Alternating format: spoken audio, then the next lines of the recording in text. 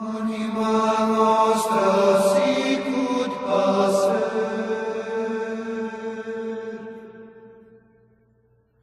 et est de factum vegus. Eu pedi para a Ângela colocar de volta na palestra, porque é a melhor forma que eu tenho para estudar. Né? Obriga que a gente vá atrás e vai pesquisar e vá aprendendo cada vez mais. Não é só que simplesmente falando para vocês, eu falo para mim entender. Bom, pensando que porque eu estou aqui, eu sou melhor que vocês. Estamos todos na mesma classe. Vou falar um tema hoje, como na segunda-feira, é uma coisa que o pessoal que vem dar palestra normalmente tem um pouco de receio, já que é agressivo, o estilo, a mensagem acaba sendo pesada por se tratar de reforma, da nossa reforma íntima. E eu digo o seguinte, a reforma íntima não é nada assim de agressivo, não é derrubar tudo e reconstruir tudo do zero. Nós vamos fazendo essa reforma lentamente, de acordo com o que a gente vai aprendendo e vai assimilando as coisas. Tá? Eu abordei esse tema, eu quero abordar esse tema pelo fato de a gente ver todos os dias na mídia, seja no rádio, na televisão, nos jornais, revistas, é sempre violência, corrupção, crime, tanta coisa, e a gente acaba achando que o nosso querido planeta não tem condições mais. Não é bem assim. Primeiro, que a mídia só vende desgraça mesmo porque boas notícias não vêm em jornais, não vêm em revistas e coisas do gênero, né?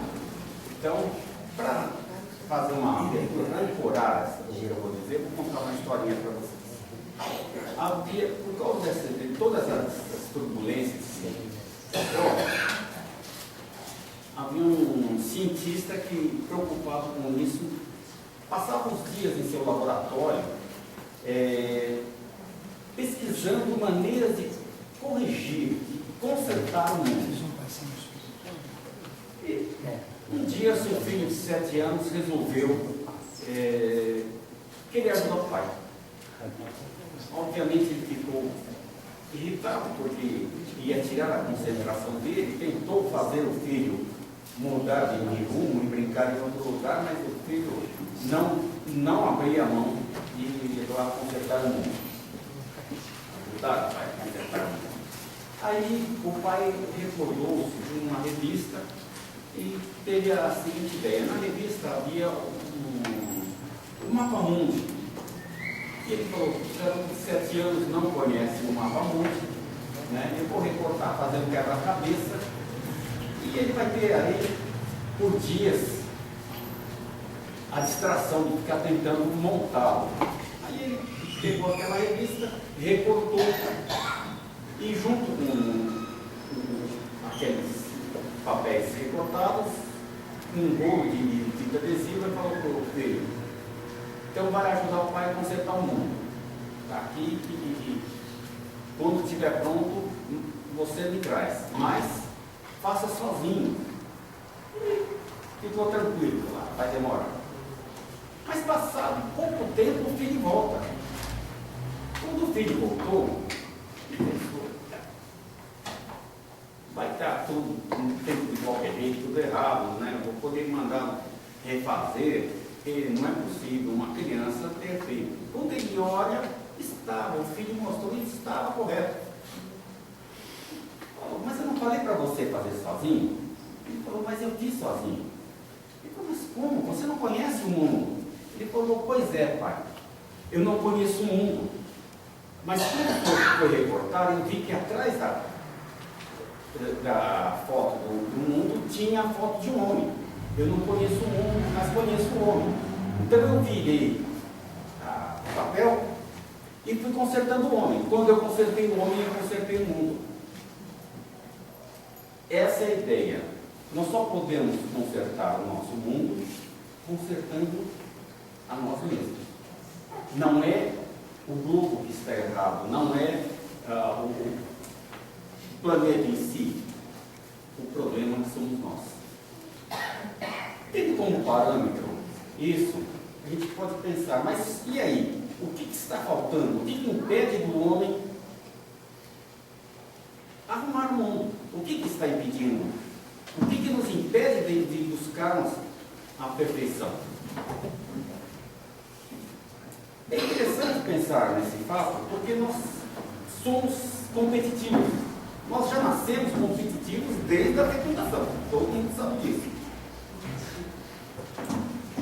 Então nós somos tarefados para buscar alguma coisa.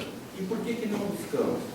Não buscamos porque nós esquecemos do seguinte: nós temos as coisas pelos nossos parâmetros. A gente tem como parâmetro a gente mesmo. Então a gente espera que o outro se modifique. É sempre o outro que precisa ser modificado. É sempre próximo. É meu chefe que está errado, é meu amigo, meu colega que está errado. Sempre alguém. Em Lucas, está falando, Jesus fala assim: como você pode chegar ao seu próximo e dizer, eu vou tirar esse cisco dos seus olhos, e não notar a trave que você tem no seu? E chamava, porque ele se referia aos fariseus, e chamou-os de hipócritas, porque é fácil você olhar o que está no roda olhar para cima. Mas para olharmos para nós precisamos de parâmetros. Porque não dá para simplesmente olharmos para nós. E aí, onde que nós estamos errando? Nós precisamos de algum parâmetro para isso. E onde está esse parâmetro? No aprendizado. Muitas pessoas chegam às casas espíritas, não só aqui, mas em todas as casas espíritas, chegam buscando a solução para as suas doenças. São tratados como num PS, né? A gente vem, socorre, estamos aqui para isso, não nos negamos a isso. Mas a pessoa tem lá sua cura e depois some. Grande parte das pessoas. E depois, quando voltam, muitas vezes voltam bem piores do que quando vieram da primeira vez. O que isso está nos mostrando? Faltou uma coisinha chamada vacina. Né? Não é a vacina, quando a gente está gripado, então a gente toma a vacina para evitar que ela volte. Exatamente, a vacina é o aprendizado. Porque a gente só consegue melhorar aprendendo. Eu, graças a Deus, cheguei aqui nesta casa em 96, ainda não era nessa sede, e tive a felicidade de pertencer ao primeiro grupo de estudo. Hoje muita gente me acha simpático, eu chego aqui, converso com as pessoas, rio, abraço, mas nem sempre eu fui assim. Eu me melhorei com o aprendizado. Graças a Deus eu cheguei aqui e pude ir aprendendo lentamente. Deus deu a oportunidade a todos de conhecer suas leis? E a resposta é sim. Mas nem todos entenderão. Só que uma hora todos vão chegar ao entendimento, porque fomos todos criados para a evolução. A evolução é inexorável. Ou seja, nós fomos talhados para evoluir. Todo mundo quer uma casa nova, um carro novo, uma televisão nova, todo mundo quer evoluir. O que está nos prendendo para a evolução espiritual? A tecnológica nossa está, cada dia a gente não... Eu já na minha idade já está ficando difícil de acompanhar, porque a gente vê muitas coisas novas. Eu outro dia conversava que falar nos anos 70, falar em celular, quando alguém falasse em celular, era coisa de filme do 007. Ninguém imaginava que ia virar essa febre. Hoje em dia, a turma já fala em tablet, fala em tanta coisa que já, para a gente acompanhar isso, não é fácil. Mas está faltando a evolução moral, a evolução espiritual. E é isso que é importante para a gente. Às vezes, não precisamos do tablet. Às vezes, o computador não é tão importante. Às vezes, aquela televisão nova não é importante. Nós precisamos melhorar. Mas, o que acontece? Nós ficamos presos àquela novelinha, aquele programa, né, o Big Brother da vida. Toda tarde assistia aquele programa, aquele jornal sensacionalista. Um dia meu filho está aí,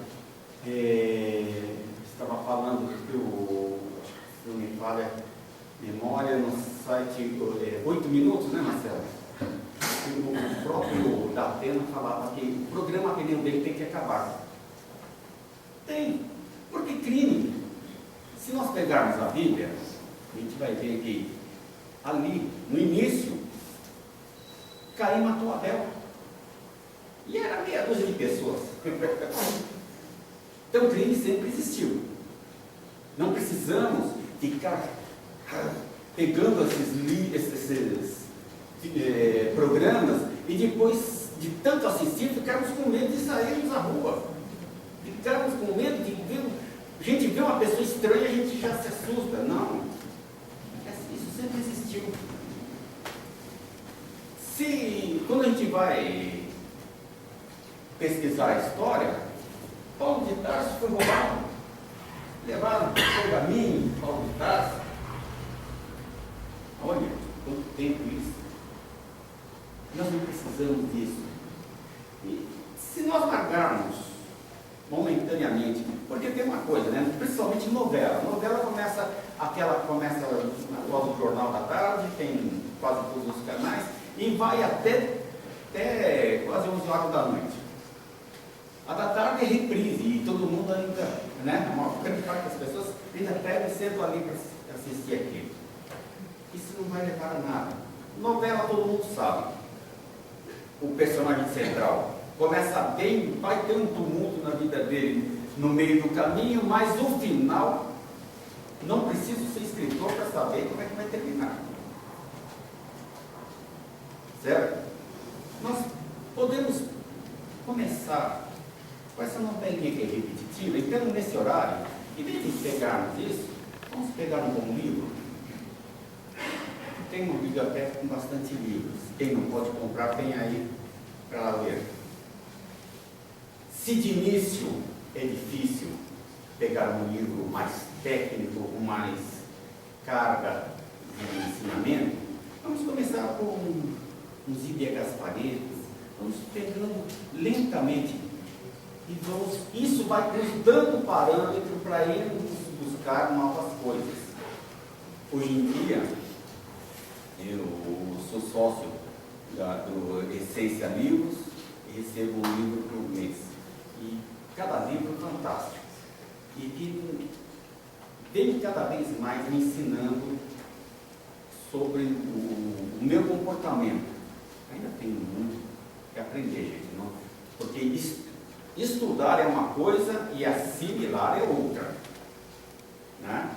Nós vamos, com o tempo, a gente vai vendo os nossos erros e vamos nos forçando a mudar o nosso comportamento. E quando a gente vai mudando o comportamento, acaba se tornando hábito e a coisa vai se tornando natural.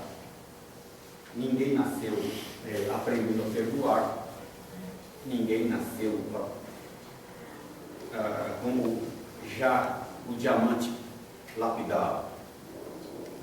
Mas nós precisamos justamente ir buscando. Nós queremos ser melhores, E se queremos ser melhores, por que não buscar isso? Por outro lado, a gente tem que se preocupar também, né? E quem aqui sabe o dia que vai fazer a passagem?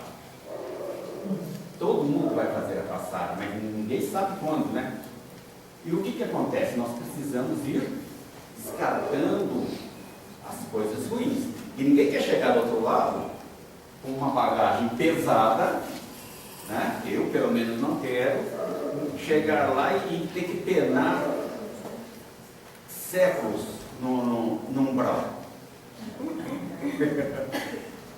Né? Então, os vícios que a gente tem lentamente. Eu, por exemplo, estou tentando aqui, brigando comigo, inclusive nos vícios alimentares, porque foi assim que André Luiz chegou lá no umbral como suicida. Aí você fala, mas ele, um espírito, André Luiz, pois é, mas comia demais. E eu estou começando a brigar com isso, né? Eu não quero chegar lá como suicida. Já larguei cigarro, já larguei de muitas coisas que eu fazia tentando me melhorar. Mas é isso, gente. Não é difícil. A natureza não dá salto. A natureza não dá salto. Nós vamos lentamente, com o nosso aprendizado, vamos modificando. Ninguém está pedindo aqui para que vocês comecem a estudar e ir no Chico Xavier da noite para o dia. Né? Se fosse assim, do jeito que eu gosto do Chico, se eu conseguisse essa façanha, eu ficaria muito contente. Mas, não, infelizmente, eu tenho meu ritmo. Por mais que eu ainda brigue comigo, ainda tenho muito para aprender. Nós temos a Bíblia, temos muitas escrituras, apesar de, quando eu falo em Bíblia, eu tenho minhas reservas, eu fiz uma pesquisa e a Bíblia foi mexida durante muito tempo. Para quem não sabe,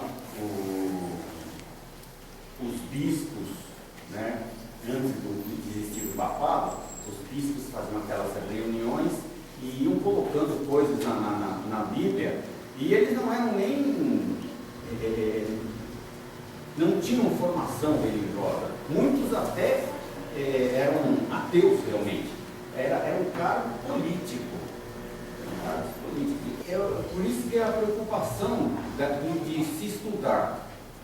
Porque muita gente acaba indo para certas religiões e cobram dízimo, pouca gente sabe porque o dízimo na realidade era o imposto que se pagava porque a igreja era o Estado. Hoje em dia a igreja não é mais o Estado, você paga o imposto para o fisco e não para a igreja, porque Deus não precisa de dinheiro. Ele é dono de tudo, inclusive de nós, certo? E as pessoas que não têm esse conhecimento acabam caindo nesse engodo, enriquecendo coisas que estão na Bíblia, mas não explicam, né? Histórias aí, quando dizem que São Pedro foi o primeiro Papa, quando existiu o primeiro papado, São Pedro já tinha feito a passagem dele há muitos anos. Então, é isso que é importante. Não só o estudo vai nos elevar, como também vai evitar que nós entremos em certas roubadas. Todo mundo tem uma facilidade de se deixar levar, né, por pessoas que falam bem. Por isso que é importante, vocês não têm que acreditar em mim, vocês têm que conhecer. O próprio Kardec já dizia isso, né? Que o dia que a ciência provar, ao contrário do que o Espiritismo prega, fique com a ciência. E assim, nós não podemos ficar cegamente, nós temos que ir em busca da nossa perfeição com segurança. Temos que ler, comparar, ver. Quando eu fiz essa pesquisa sobre eu estava vendo sobre a Bíblia, então eu pegava, eu já tenho a minha Bíblia na minha cabeceira, pegava o livro, lia aqui, comparava e via que realmente tem coisas que estão na Bíblia que ninguém te fala. Nem pastor, nem padre, nem ancião, não adianta, eles não falam, nem está ali. E a gente que não percebe, a gente é levado, porque eu queria ser padre quando criança, né? Coitado da igreja ia ser um mundo comigo, né? Mas o que acontece? Eu acreditava que Deus não quer estar na vida. E Deus não colocou ninguém aqui para sofrer. Não tem esse negócio de Deus, nossa, você está sofrendo porque, Deus que quer assim. Não, Deus não quer assim. Deus nos quer em evolução. Deus nos proporciona toda a facilidade para que nós busquemos a perfeição. Seja nas casas espíritas ou não condeno religião nenhuma. Eu não concordo com algumas coisas que algumas pessoas fazem, alguns dirigentes religiosos fazem, mas já vi em outras religiões pessoas que eram bandidas e realmente trocaram de lado. Mudaram, e eu sei que mudaram porque eu conhecia a pessoa. Então, toda religião leva para o lado bom, desde que se tem embasamento, não vá simplesmente pela cabeça de alguém que venha e diga qualquer coisa. Por isso eu não quero que vocês saiam daqui e falem assim, olha, o Mário falou, nossa, o Mário é fantástico. Não, o Mário não é fantástico. Busquem, leiam. Estamos fadados à evolução. É para isso que Deus fez. Nós nascemos com um diamante bruto, até quem conhece o diamante bruto, é uma pedra escura, sem brilho, e nós vamos ser lapidados até um dia tornarmos um brilhante, né? Uma joia, espíritos puros. Foi para isso que Deus nos criou. E quem sabe, daqui a um tempo, as pessoas que cheguem a essa casa não venham em busca só de ajuda, mas venham também para ajudar, somar conosco. É uma coisa que eu sempre peço, quem sabe, quando eu faço a reunião do Evangelho, toda terça-feira em casa, então eu peço que o plano espiritual e o plano físico, somando as nossas luzes, possamos formar um farol que vai iluminar o caminho daqueles que ainda seguem atrás da gente. E é isso que nós precisamos ser, um farol para ajudar, não só virmos aqui em busca, mas nós temos que doar.